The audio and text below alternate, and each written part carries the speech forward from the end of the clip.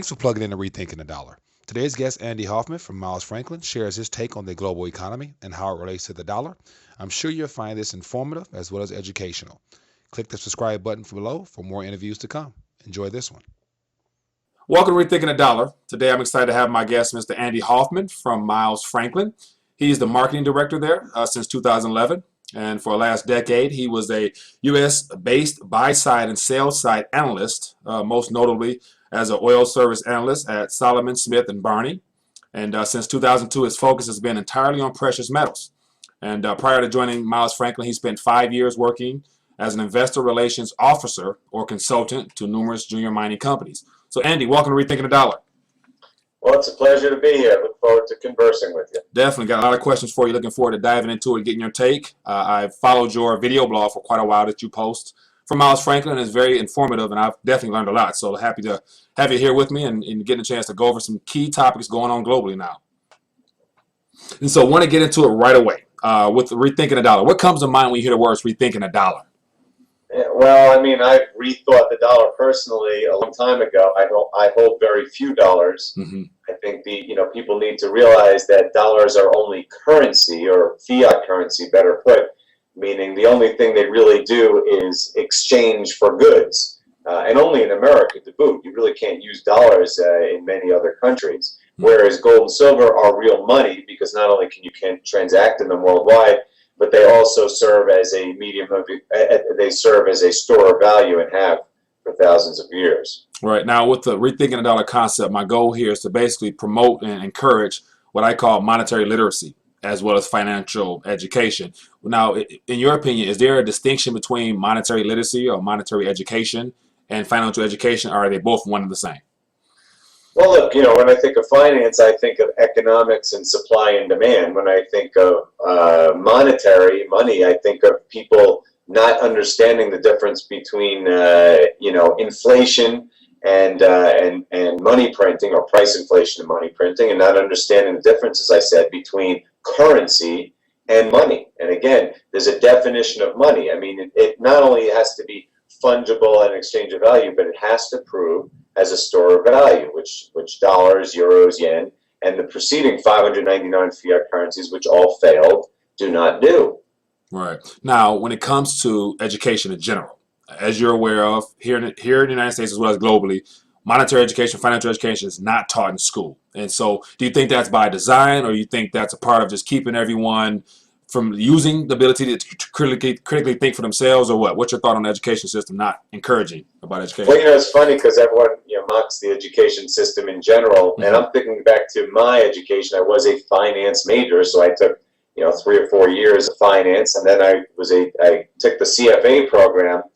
And it's not so much that there's much propaganda. I mean, that they're sitting there saying you must be a Keynesian. I mean, I remember they taught us what Keynesianism is, but it's not like it's propaganda. It's just that for what's going on in the real world today, it doesn't really help you much to learn in the books. You need some practical experience in a world that no longer reflects those laws of nature, or that they haven't reflected those laws of, as I call it, economic mother nature for probably the past decade. Of course, she always wins. And once people realize what's going on, it may be too late, because ultimately trying to manipulate markets by, one, manipulating interest rates, and two, actually moving markets overtly and covertly. I mean, you have central banks out there that tell you that their policy now is to buy stocks. Right. You need to realize that it's not just what's in the books, but what's really going on, and more importantly, the ramifications of these hideous, as David Stockman calls them, deformations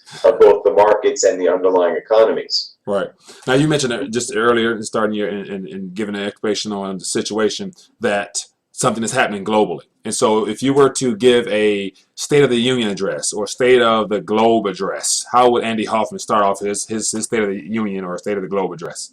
It would be that simple. I'd go back to August 15th, 1971. That's the day that the United States reneged on the Bretton Woods Agreement, which essentially was a partial gold standard. And the reason we did it was because of the Vietnam War and other social programs. We could not afford to have a nation that was tied to gold. It needed to print money to pay for these things. And because the rest of the world allowed us to do this, again, everyone says, well, the United States abandoned the gold standard. No, everyone did, because all the other partners could have said, you can't do that. But since they all, the politicians and bankers all have the same selfish interest, they said, yeah, that's fine. We probably got quite some time before it'll even be an issue. Fast forward to the year 2000, and that was, to me, the peak of when I call the charge card of the world was charged up, because in 1971 there was essentially no government debt or material debt for individuals. That's why people could own houses and have good, and even on modest jobs, and take vacations and that kind of thing. But in 2000 the card got charged up and the bubbles burst, and that was the peak of the economy of our lifetimes. So Alan Greenspan led an attempt to try to revive this through zero interest rate policy, and he got it going for another 7 or 8 years with the help from his protege, Bernanke, who came on in 2006, just in time to watch that echo bubble collapse. 2008, the system broke entirely. We passed peak debt. All the central bank tools that were out there were essentially used, or whatever was left of them had been used in the last couple of years, to the point where anything that the central banks do makes things worse. There's a term called pushing on a string, which means you're doing something that's futile. And in printing new money right now, when you're past peak debt, all you do is make things worse. You increase debt, of course, which reduces the ability of governments and corporations and individuals to progress economically. And of course, you devalue the currencies, which eventually causes political, economic, and social instability. So that's where we stand today. What I would say is today, this minute that we are speaking, is the singularly worst point for the global economy of our lifetimes. And of course, it's the singularly high point for the levels of debt. And no matter what the governments or central banks tell you about their statistics, it's also the highest cost of living that we've all had in our lifetimes. And unfortunately, the definition of a Ponzi scheme means something that must grow larger to sustain itself, and it must, of course, retain confidence. So they're going to keep printing money everywhere, called ZERP, NERP, QE, whether they do it overtly or covertly, until eventually the monetary system, like all the 600 previous fiat currency systems before it, collapses. And that's why you need to do something. And the way I tell people is, you're in the terminal phase of such a Ponzi scheme when you're seeing debt start to rise parabolically. It's not just rising at the same rate, it's rising much faster right now, to the point where something will have to give, and have to give soon. And will it be something that's right under our nose like Greece, or something we have no idea? Maybe it's something like Cyprus that comes out of nowhere, or maybe it's something that's political, like the Spanish elections or the British elections. But something is going to happen to end this Ponzi scheme of manipulation.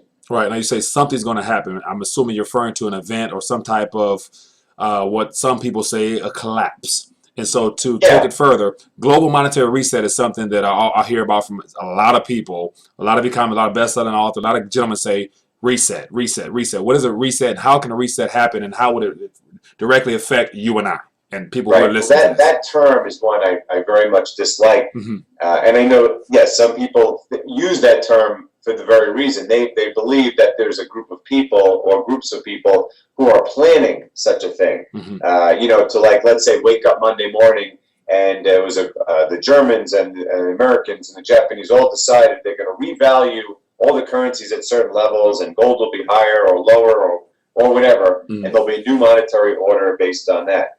And I strongly disagree with this. I don't believe that there's any collusion out there for a new world order. I believe there are fiefdoms throughout the world that are all tied to the fiat currency system. Remember, it's not just the dollar, it's all of these fiat currencies. So, of course, all the most powerful people in Europe plot every day between let's call it the Troika, the ECB and the European Union, the IMF, to try to keep confidence in the euro, as the people in America do, as the people in Japan, and of course, the people in China and all the other central banks and governments. So, yes, and of course, in some ways, they do collude with each other.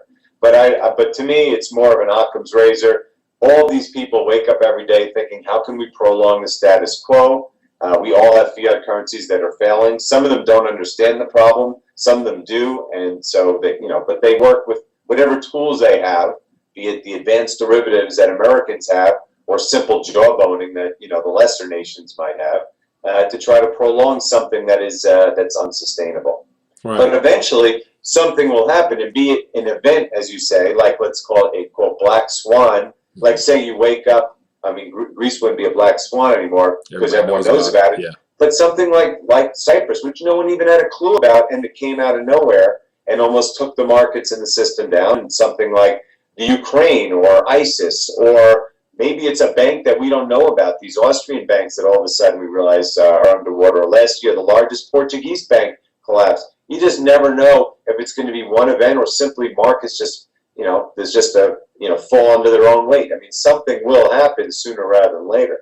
Right. Now, since 2008, due to the market and the housing crisis, everyone's saying recovery. Clearly, there's no recovery because interest rates are at zero here and negative other places. How has the price of money, quote unquote, with the interest rates really harmed us as citizens for savings, our investments, things like that? I mean, what's the consequences of negative interest rates or zero as they are now?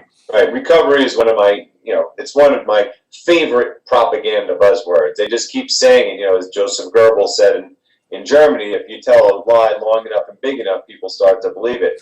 I mean, we're talking about this last quarter, we had negative GDP this quarter. Even with their adjustments that they're going to make, it's sitting around zero, and still they keep saying we're in a recovery. And it's just amazing, just like when the whole thing was going on with Ukraine, every day, de-escalation. Oh, look, it's de-escalating. It wasn't de-escalating, but if you just keep saying it, and the same thing goes with tapering, where they never really tapered. The Fed balance sheet is sitting at its all-time high right now, and you could prove that they weren't doing what they said, but they just kept saying it, tapering, tapering, tapering. And of course, now we're up to the imminent rate hike, which will never happen, which they constantly talk about.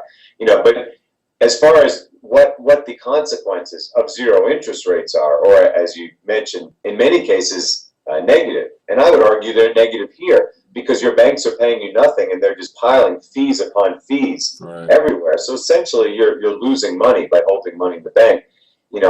David Stockman, who worked in the Reagan administration 30-something years ago, has become famous for writing a book called The Great Deformation. I use that word all the time because he's describing how the negative interest or low interest rates have deformed economic process, have caused malinvestment, have caused savers to not be able to save anymore, and as a result, reach for yield and cause, for instance, buying high yield bonds, or buying a better instance, all these shale producers, which are high cost oil producers, but they had higher yields on their bonds, so people would buy them and enable them to produce more oil, which has in turn caused a supply glut, which is going to kill the oil industry, which is the only industry that has had any job growth in this country. So, I mean, these are the kind of things that low interest rates have done. And of course, they've created all this, what they call carry trades, where people borrow for nothing in currencies that pay no interest, and then they invest them in other markets for higher yields, especially when they know that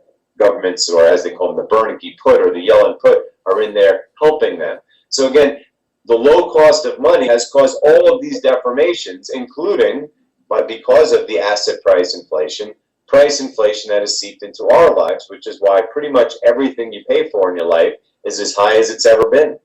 All right, that is very true. I was actually speaking to Alistair McLeod not long ago, and he was talking about here locally how he asked me how things were in Detroit, and I mentioned how prices are, they seem to be decent because gas is down about a gallon from what it was last year. But all in all, on your day-to-day, milk, eggs, things like that, things that my wife brings to my attention, those things go up incrementally by cents in small measurements to where it goes unnoticed overall until you look at the end of the year, you say, wow, like it's went up $1 or 50 cents. So it's very progressive and it's slow to the point where you don't really notice it seems like. That's right. I wrote an article called Frogs of Oil. Yeah. And then I wrote about that, and I wrote another one called Media Nightmare, where I actually showed a spreadsheet of my actual, well, not my specific cost, but the average person's cost. Mm-hmm. And you look at gasoline or oil, includes your heating oil, it's like 5% of your budget, just because, first of all, it's soared for years to record levels, and even down now, it's still a lot of money for gas compared to where it was 5-10 years ago. Yeah. But the fact is that oil prices alone have not much of an interest on your life, and as you say, just about everything from property taxes to the cable bill to the doctor's office to a lot of the foods that we eat are going up in price slowly but surely. Now, overseas, again, Americans are so secular that they don't focus on the other 6.9 billion people in the world. They don't realize because we've had the reserve currency, we've been able to export a lot of our inflation through money printing. As a result, the rest of the world feels the inflation far more than we do. The average currency since mid-2011, okay, that was when gold did its all-time high and the U.S. lost its credit rating, its AAA, and that's when the first Europe crisis really came into fore. It was basically then that the central banks realized all that post-2008 money printing, like TARP, wasn't working. And that's when they went into hyperdrive. You had Abenomics, and we had our Operation Twist in QE3, and now you have what's going on with the ECB, and pretty much everywhere. We've had 572 rate cuts in the last 6 years around the world. It was after that point that the dollar started surging against all of the world's currencies. Not because anything's better here, because as the reserve currency issuer, we're able to export our inflation, whereas everyone else is printing money, can't do that. They're importing inflation. So around the world, the cost of living has exploded higher, where for us it's just gone up by, according to John Williams' Shadow Stats, closer to 8 or 10% a year, which makes absolute sense to me. And yet the Fed will tell you, well, we're desperate to get to 2%. We'll do anything we can. I wish it was 2%. If it had been 2% inflation, the way the CPI says it has been, the price of gas, for instance, would be half the price of what it is now. And so would everything else. That's true. Yeah, wow.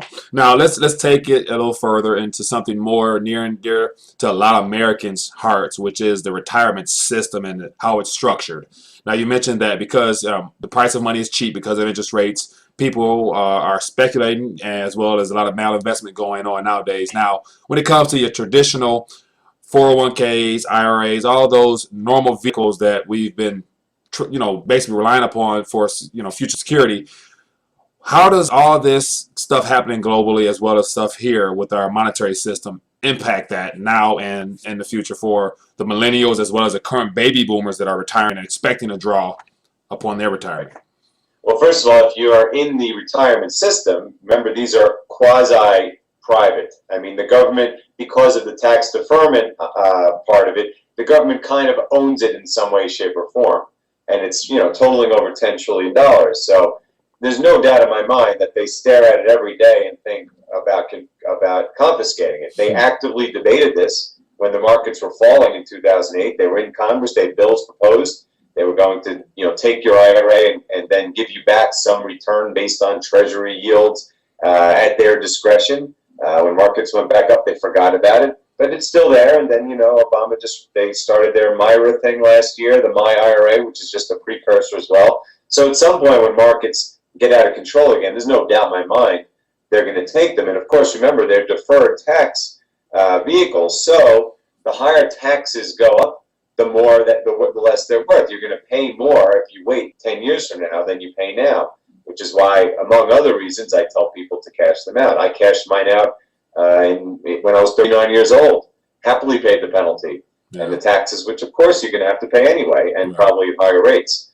But as far as, how is it structured? It's structured so that they need money from insolvent entities to fund them, especially if you're in the government system. The government is insolvent. It needs to take money from somewhere. It's not going to be able to fulfill its obligations. That's why they said the U.S. has 200 trillion of unfunded liabilities. They owe money for all these things that they can't pay for. So they're either going to have to tax it or they're going to have to print it, and that's exactly what they're going to do. And the other side of just retirement plans in general, forget the government aspect, say you're in the corporate side, any of these corporate retirement plans or insurance companies, for that matter, that have relied on interest income to fund their operations are also going to need a way to get it. And for them, the only choice is to get bailed out by the government.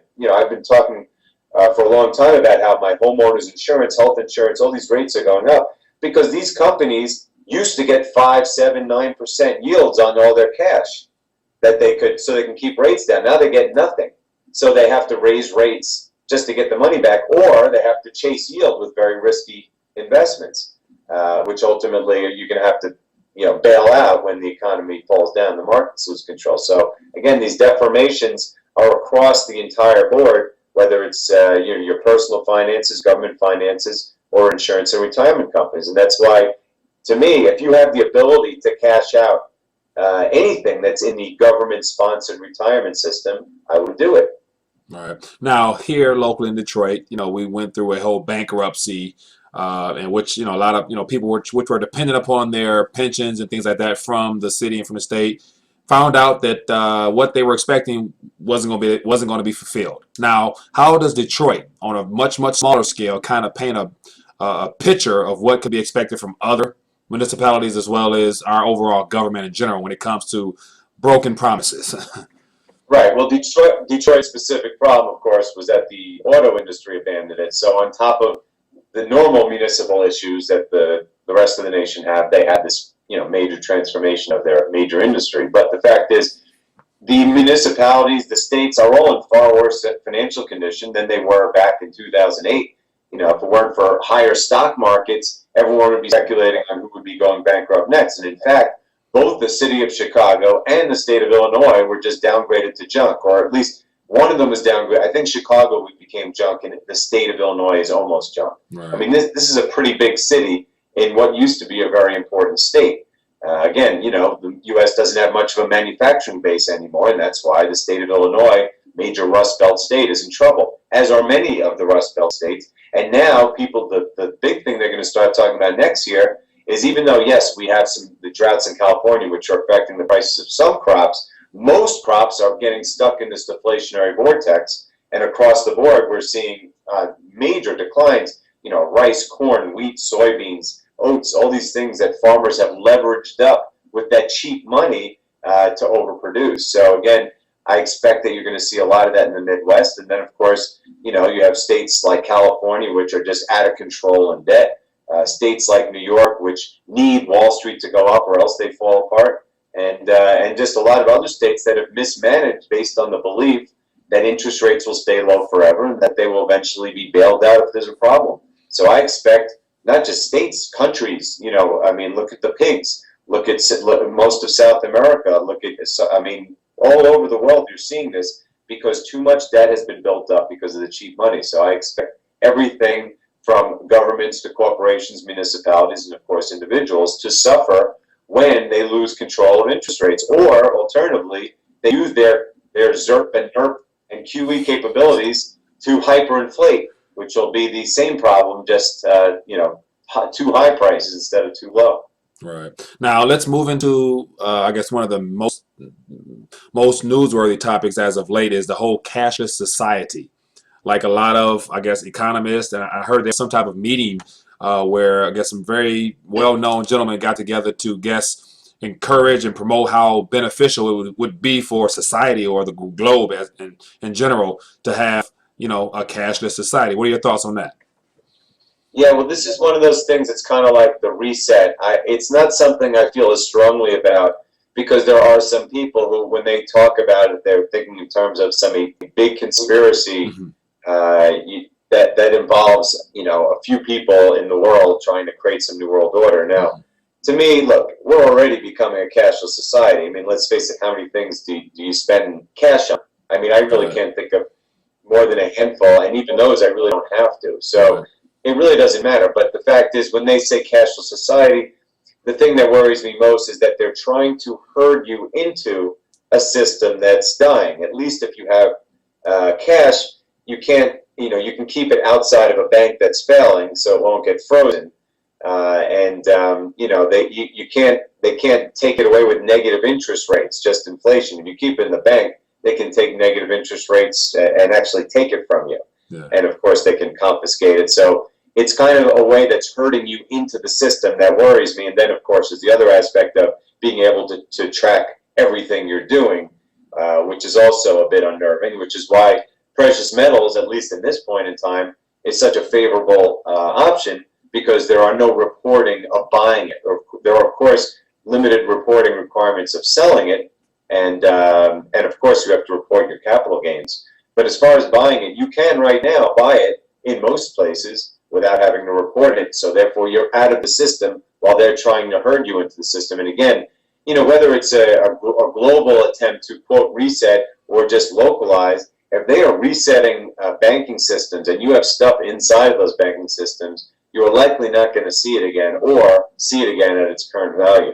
Yeah. Now, what's your thought on the whole digital payment system in general? Now we have the Apple Pay and Google Wallet. Like all these major corporations now are coming up with some form of a payment system that they are trying to either compete against the banks or they're working with the banking system. What are your thoughts on, are you going to get an Apple Watch and use Apple Pay yourself?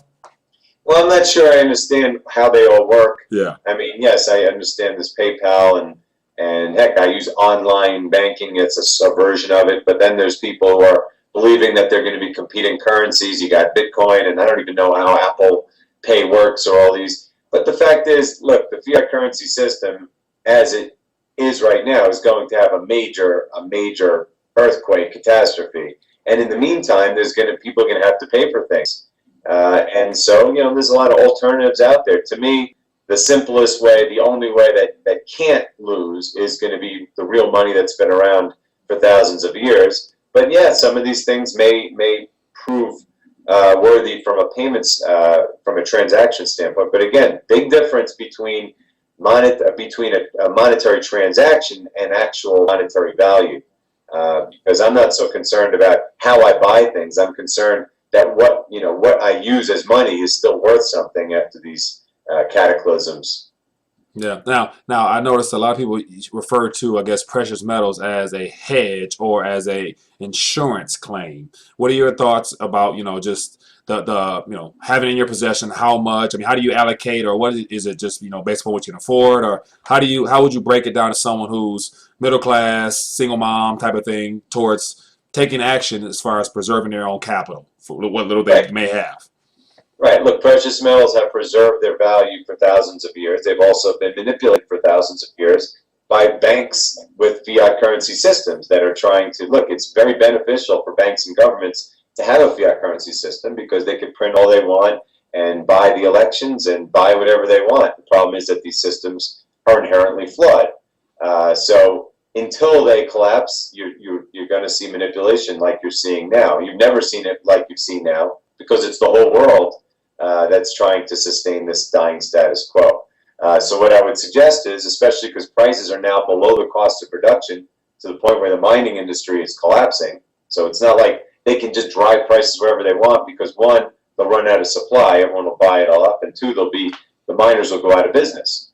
So it's very rare that you get to buy insurance this cheaply, but it is insurance. Yeah. And 2008 was the perfect example. And even with their attempts to knock the price down, it still was the best performing asset in 2008, and it exploded higher before, midway through the crisis. And by 2009, when the Dow hit its low, gold was back at its high. And not only that, we ran out of supply, and the premiums were like on silver. They were 100%. Really? Yeah, you couldn't find any. If you could, it would be twice the price that they showed you on your screen. So yes, it is insurance against well, certainly against hyperinflation, also against fear, against distrust of governments, and most importantly, against what happens, how humanity acts during crisis. Because we know a new crisis is coming. Mm-hmm. And when the crisis does come, there'll be no level of manipulation, as we saw in 2008, that will be able to hold down global demand for real money. Right. Now, as we enter the end of this conversation here, I want to talk about how everything is moving to the east. Like we have the BRICS, AIB, we have all these new entities that are being formed now. Some say it's to challenge the West, or some say it's just to get ready for the next phase of our monetary system, whatever that may be. What are your thoughts about how the East are really, really accumulating massive amounts of precious metals, even encouraging their citizens to, in China, for example? How does that factor into, what's coming and how to basically inform people and educate people on this matter if it's, turn out to be what it's supposed to be? Yeah. Well, it is. It's not just turning out. It's already there. Yeah. The fact is, just simply due to the fact that China has so many people, they've realized that they should be the manufacturers of the world. I mean, they can do anything we can do. Mm-hmm. I mean, yeah, there's some technology that's proprietary they haven't got their hands on, but most of it they have. Right. And as far as manufacturing, they can do it cheaper. And so that, there's been a natural evolution from west to east over years. Of course, our corrupt politicians and our greedy corporate titans made that goal accelerated with all the trade agreements that they did, the NAFTAs and the GATTs, Ross Perot and his giant sucking sound. I mean, basically, we helped push it along to maximize short-term profits, but it's a long-term trend that's not going away. And, you could say it's the East. I would say it's really, for the most part, China, because they're so large and so wealthy. A lot of the East are hangers-on, that's for sure. But it's really the movement of the United States and Western Europe as the economic leaders to China. And anyone associated with China is going to hang on to that, and anyone associated with us is going to be hanging on to the Titanic. So yes, they not only have taken the market share of the world, but fortunately, because China was the first country to lose a fiat currency to hyperinflation about 1,000 years ago, they have it ingrained in their DNA that gold is wealth, just as we in our short period here believe that dollars are wealth. So they bought up the gold of the world. They bought a lot of it covertly. They probably have almost all of our gold. It's probably been distorted by the Treasury in its efforts to keep the price down. And ultimately, what you're going to see is that people will at some point realize how much gold the Chinese have. Some people say, well, they're going to announce it this year. They want to do this and that. And my feeling is more like it'll be forced on them. They'd rather quietly accumulate it as much as they can until either there's no more to buy or the market's forced them. For instance, if the dollar keeps strengthening as it is, remember the Chinese yuan is pegged to the dollar, and since their economy is falling apart, the last thing they want is a rising currency. It was a good thing for them when the dollar was falling. So at some point, I think they're going to have to break the peg to the dollar if it keeps going up, which I believe I've said for 2 years it'll keep going up, and it will. And when they do, that may be the time where they're forced to tell you, hey, we got 10,000 tons, we got 20,000 tons. And when that happens, you're going to see a major, major shift in attitude toward fiat currency and toward real money, as well as East and West. And it's going to be at that point where you pretty much, if you haven't bought your gold and silver, it's going to be very hard to get a hold of it because people realize it's being remonetized by the new global power. Yeah. Now, do you think they'll be willing? Because I hear they're looking to basically get in on controlling, helping reset the price because the price is well below, of course, the mining costs, things like that. Now, do you see them wanting to wait until they reset the price themselves or allow the whole currency situation to unfold to where they'll say, okay, now this is what we're going to value it at? And either you have some at this rate or not. So what do you think? If they're going to value before or after? What I think is that if they depeg the yuan from the dollar, and then you'll have the associated, shock of what will happen to gold, especially if they at the same time admit how much gold they have. It will be what I call the big bang trend of all big bangs economically. It will be a shock of inflation in the West. It'll be economic collapse. It'll be just as equally bad in China. I mean, China's got the biggest bubbles going right now, much bigger than we even have here. So I don't think the current Chinese government will survive this giant earthquake, financial earthquake. And that's why they don't want to do it, because ultimately they're politicians. Yes, they think about the future, but they want to keep their jobs. So I don't think it's kind of like over here when people say, well, for years, well, the CFTC, they're going to stop the COMEX and all the manipulation. No, it's not going to come from their own hand. It will be forced on them by the markets. So I think in China, at some point, there'll be a revaluation that's forced on them. And when it happens, they're not going to fight it because they have all the gold. And it will save them, whereas it will destroy us. But in the meantime, I don't think any of these governments, including the Chinese, want this to happen because of the ramifications. It'll be 2008 times 100. All the derivatives, the interest rates will soar, currencies will crash, those kind of things. So yes, but at some point, the smoke will clear, and there will have to be something done about it, and people will realize that gold is real money, and if maybe they'll try to reset the price like they've done in the past at a specific level, or maybe the markets will just say enough with setting prices. This is what it is, and I believe, from my simple research and simple math, that today the price of gold should be $15,000 or $20,000 an ounce. But that goes up with every dollar printed. So, I mean, who knows what it'll be in the future or what that'll buy. But yes, there will be a reset, but I don't necessarily think it's because of collusion and they're going to wake up Monday and go, we've decided, just because we feel like this is the time. I think it'll be a crisis that catalyzes it. Right. Now, to get into some practical tips and educational advice for people, how can people begin to take action on educating themselves? I mean, what type of books or courses, or what would you recommend for people who have no idea about what's going on but know something's wrong? And Right. what would you tell them the first step to get informed, get educated? Well, there's no need to spend money, certainly not on courses, that's for sure. Look, the internet is the most powerful tool ever. And, your website, my website, these are all free. I mean, people can listen to these and watch these and get information. And also, then they can see, oh, I'm here, and they can look at what I'm doing and what I'm talking about, who I'm referring to. Yeah. So I wouldn't even worry about books. Books get outdated. Books are academic. The internet is where to go. If you just want a pure news site, say, I want to know what's really going on in the news, go to Zero Hedge. It's where I get most of my articles from. It's not perfect, but that's news. And then, you go to blogs like mine. I write every day. You'll learn a little piece every day. You find people like yourself. You'll be on your site. And you'll see the people that are watching it and the sites that get referred as a result. It's really not that hard. Once you commit to doing it, you'll find out pretty quickly. You mentioned James Turk, guys like that, Alistair McLeod. I mean, you listen to what they say, and you're going to get on the right track. That we're all on the same page. Right. Now, Andy Hoffman, I appreciate you joining us. How can my audience stay in tune with you and follow your work and also support your work? Right. Now, Miles Franklin, we've been a precious metal dealer for 26 years, one of the largest in America. So, you call us 800-822-8080. We can answer your questions about buying, selling, or storing gold. And, of course, we do a blog every day. I write or do a podcast. Sometimes multiple every single day, as does the co-founder of our firm, David Sheckman. And, you can always email me at ahoffman@milesfranklin.com. I'm happy to answer your questions. Andy, thank you for joining us. I look forward to staying in contact with you. I appreciate you joining us. Look forward to speaking with you again. Absolutely. Thank you. That concludes my discussion with Andy Hoffman from Miles Franklin. I want to encourage you to visit milesfranklin.com, where you get a chance to stay in touch with Andy as well as follow his work.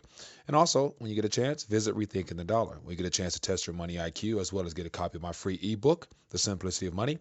And visit me on Facebook, where I share monetary news frequently. Give me a thumbs up there. Other than that, I'll see you soon.